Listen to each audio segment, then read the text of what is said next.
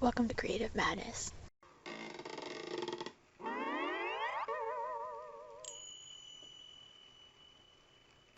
Hey YouTube Nation! Now, I usually don't do vlog videos, I'm more for making crazy things, crazy crafts, but this video is more for those who subscribe to me for my series of videos on how to make trading cards from home professionally, how to make board games, and advice on getting into the toy and game industry.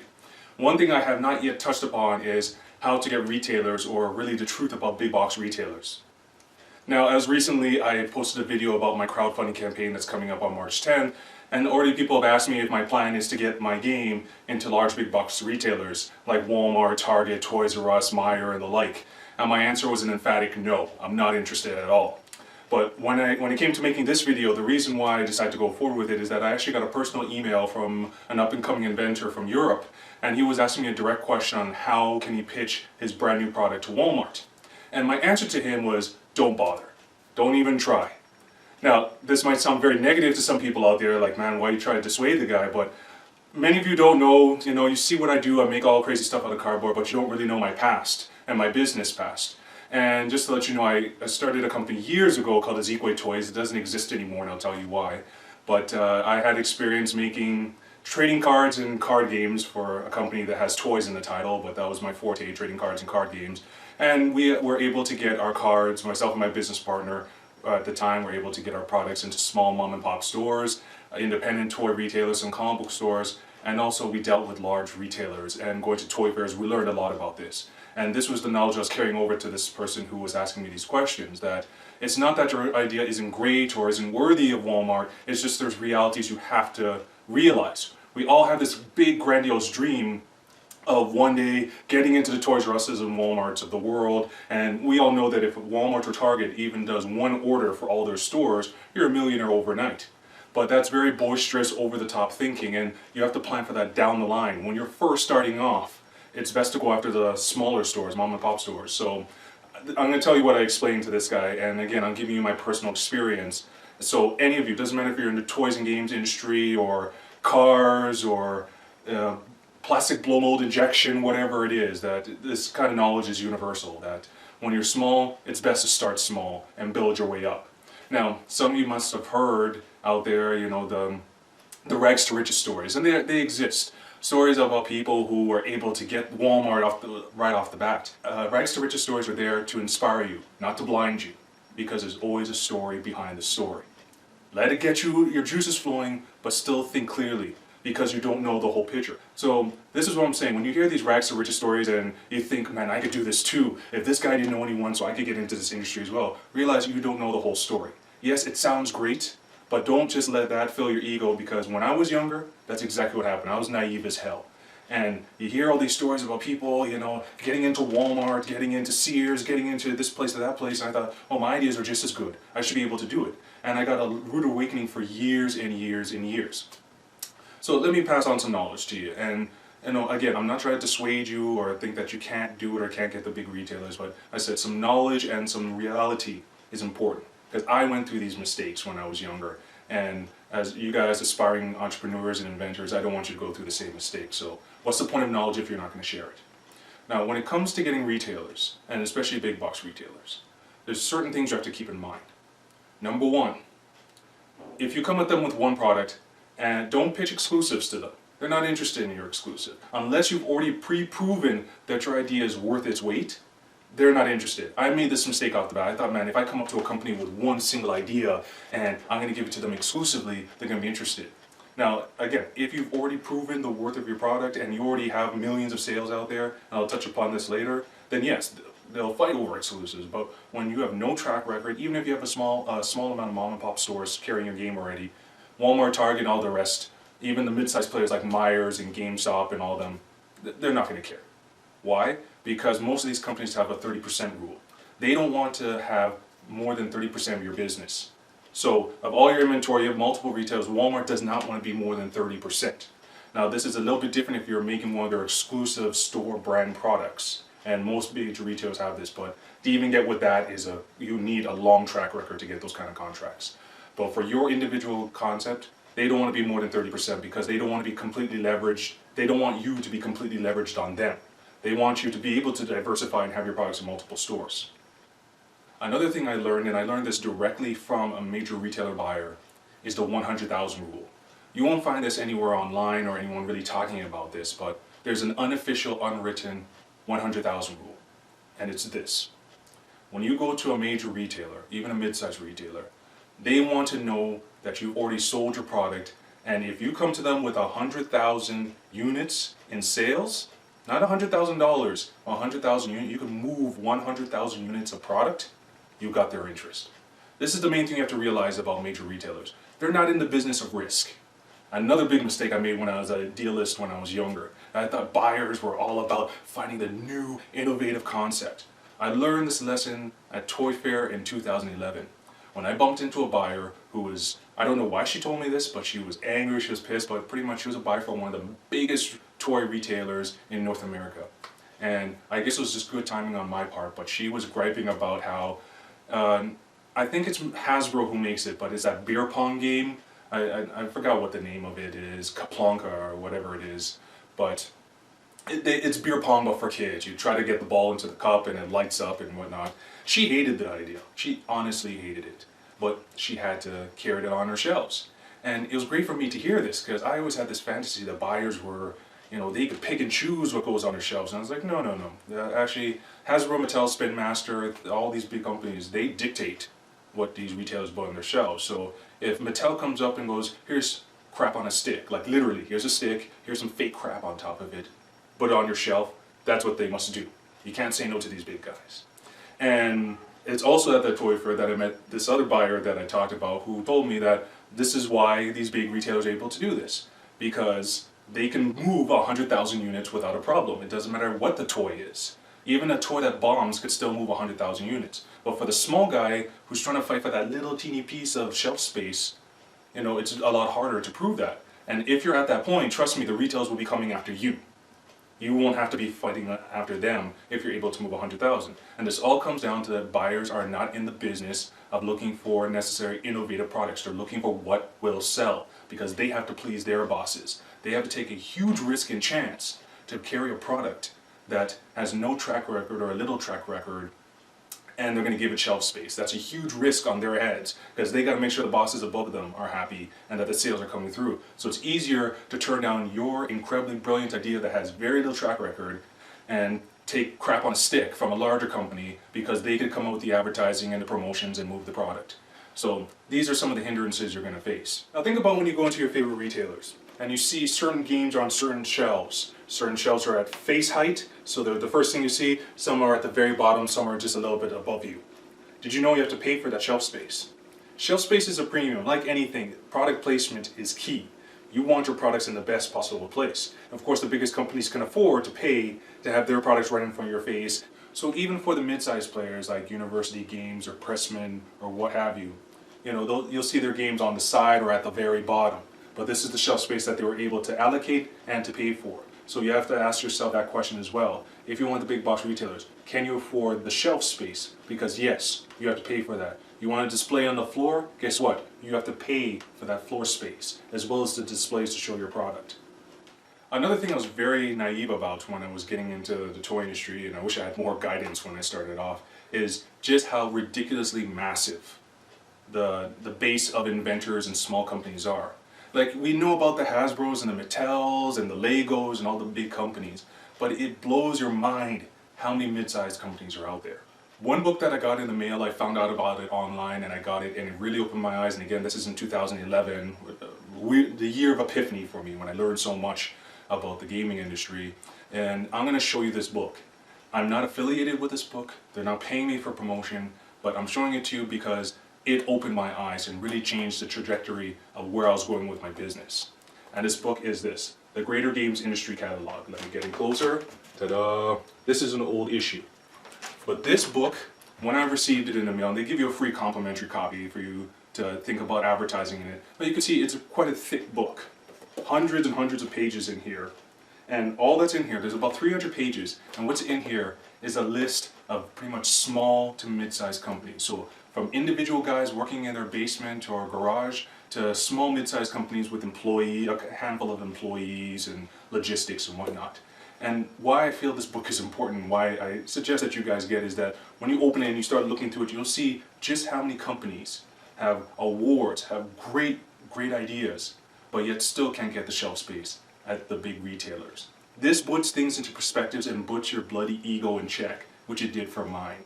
That you see that, you know what, you're a small pea in this huge field. Now, this is not something to look at as negative. This is actually a good thing, because then you could be a little more realistic and realize where you want to go. And when you look at this book and you see, again, how many other competitors are out there, because you need to know your competition if you're going to play this game of getting into the industry, you also learn what avenues to actually take your product to. This is why I tell people, go to distributors and go to small retailers. Distributors are one of the best options you have, because one of the headaches of going after mom and pop stores or independent retailers is that each and every store you have to send them samples, and it gets very expensive when you're a small entrepreneur. And besides the cost, dealing with one individual owner after another gets very tedious and very hard. So distributors are a great way to get your products out there, and there's a whole bunch of them out there.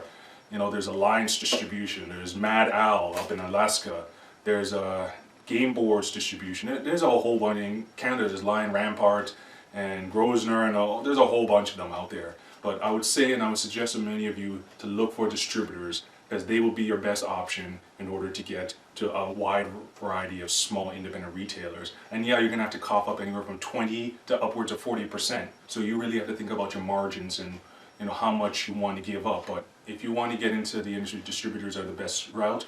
Or you could go after what I call small chains. These are chains of 50 stores or less. And Canada and the US both have them. In Canada there's like Scholar's Choice and Mastermind. In the US, I can't remember which ones come to mind, but I know there's a whole bunch of them there. Even states, individual states, have their own chains of toy stores or whatever stores are in your market. Look at those stores. They're easier to deal with, it's easier to talk to the buyer, and it's easier to even talk to the owners. But be patient, don't be too pushy, because they'll go against you as well. Just make sure you have a battle plan, you have your business plan for yourself, but you also have your marketing plan and professional looking products to give up. I've been approached online by people who have very raw prototypes, you know, and they send those out to prospective retailers or even manufacturers, and I go, that's a horrible idea, because remember, these guys get bombarded with ideas constantly. You don't want to be wasting your time. They're going to honestly just open up your product, look at it, if it looks like crap, it goes in the garbage. Doesn't matter how much time and energy and how much love you put into the thing. These guys are about money and time. If it doesn't look good, if it doesn't look professional, if it doesn't look like it's ready to go on that shelf right away out of the package, they're not going to look at it. So take the time, the expense, whatever it is, you know it costs money to make money, make a professional looking prototype, and then send it off. Now this last part of the video I want to share with you is a very personal story about something that I went through and the demise of my business, Zeekway Toys. And what this has to do with is when a big box retailer approaches you. Now again, this is what you dream about and what you want, but you also have to realize, until you get that purchase order in hand and your products are on that shelf and the order is fulfilled, then you could sit down, exhale, and celebrate. And then of course celebrate when that check is in your hand. But just because a big company approaches you doesn't mean the deal is done. Now when myself and my old business partner Daniel, when we created Zeekway Toys and we had our small mom and pop stores, things were going alright. And then eventually we came out with a trading card set on Canadian history and heritage. Here's a sample of it, just a small little box of the thing. Now, this was innovative and novel in the sense that it was the first ever fully comprehensive trading card set on a country, or on Canada at least. There were trading card sets on history, there was trading card sets on military, but this was based on everything that you could find about a country in 80 cards. So history, military, topography, the provinces, indigenous people, inventions, you name it, animals. So we covered the whole gamut, and it got us a lot of media attention in Canada. Major newspapers, televised news covered it. This was back in 2004, 2005. Lo and behold, we got contacted by a company called Zellers. Now, our American friends have no idea what Zellers is, and it's dead in the water now. It doesn't even exist in Canada anymore, and I'm happy about that. But Zellers was the second largest discount chain in Canada after Wal Mart, even though it's been around for ages, I think since the 70s. Now, so we got approached by Zellers, we didn't contact them, and we came in for a meeting. I'll never forget it. We went in for the meeting, we were half an hour early. So we wanted to be there, dressed to impress. We had our sales presentation kits and everything. So we're half an hour early, that was our choice. We didn't get in until 45 minutes after the actual meeting time. So other people came in after us, their buyers came out, were shaking their hands, and it was nice and jovial and nice. Our buyer didn't even bother to come out and meet us. She sent her assistant. Assistant came and fetched us, so we went to meet with the buyer. I'll never forget the meeting. The buyer was there sitting behind her desk with her breakfast on the table, chewing down her Cheerios. I remember specifically it was plain Cheerios, and telling us to hurry up and get this going. Again, she called us in for this meeting, but she calls us in 45 minutes late and then tells us to just hurry up and get this done. So we make our pitch as quickly as possible. And she says, okay, I want EDI, I want a display case or per store for 300 and I think 25 stores altogether. So of course for us, we were just all giddy because the order would have worked out to at least $300,000 in sales for us for the 300 plus stores. And even though we were, again, small young entrepreneurs who didn't have that much money, we paid for the EDI. If you guys don't know what that is, that's electronic data interchange. It's how big retailers buy. They don't do paper transactions. Everything is done electronically over VAN networks. So if you want to do business with a big retailer, you have to know what EDI is. And there's third-party companies that handle this for you, so it's not a big deal. But we had to pay for this third party to set up everything for us. But again, it was worth the expenditure. And we got the display case design and already had a set order ready to go. And also we were able to get financing. We were actually able to get factoring, a company that does factoring. And they were going to be able to finance the receivables based on the full transaction. So we were just excited and we had everything in place. And the meeting that we had with this buyer was a year before we were supposed to actually get the products on the shelves. So we did everything within months. So we contacted her like everything's done.